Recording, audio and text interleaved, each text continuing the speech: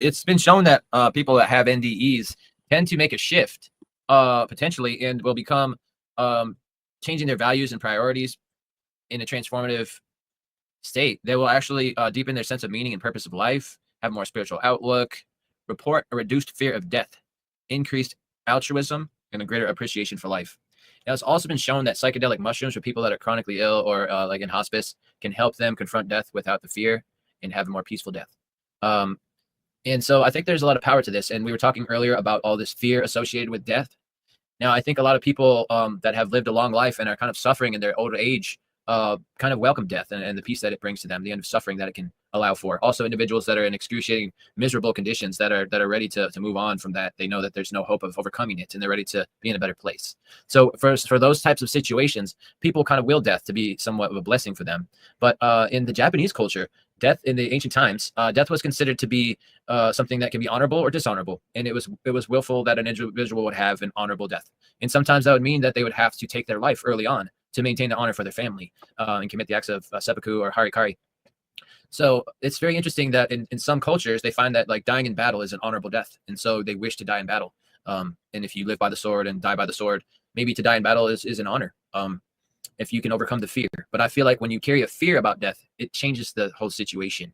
And they found that people that take dimethyltryptamine or DMT as a psychedelic drug, it will make time stop for them, which kind of explains how. And it's been found that during birth and death that there's massive amounts of DMT that are released.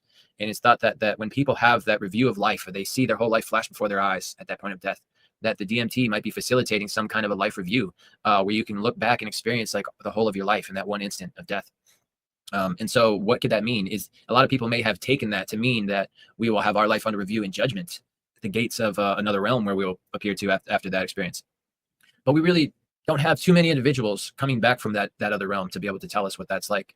Although there was a great interview on the Shift Network here in Asheville, North Carolina, a few years ago, where a woman's father had passed away and she had slipped into a coma.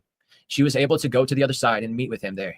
And she said that he was urging her to return because she had work left undone, and that he was kind of urgently trying to return himself because he missed the contrast there, the here in the living plane that they just don't seem to have on the higher plane. He said that it was very peaceful and very loving there, but there's really no balance. It's just all love and all light. And so after a while, it's hard for them to appreciate what they have there because they don't really see any glimpse of anything but all perfectness at all times.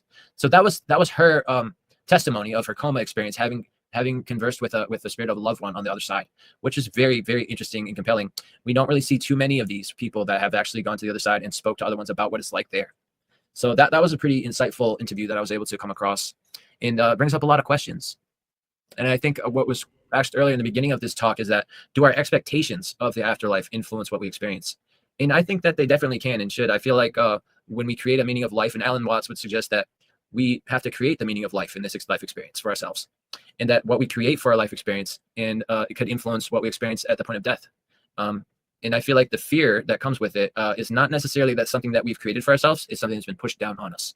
And so you have to wonder, is it possible to mislead people about the sacredness of death and make them into a place where they will lose out on the ability to ascend at that point of death? Maybe because their fear will keep them anchored back.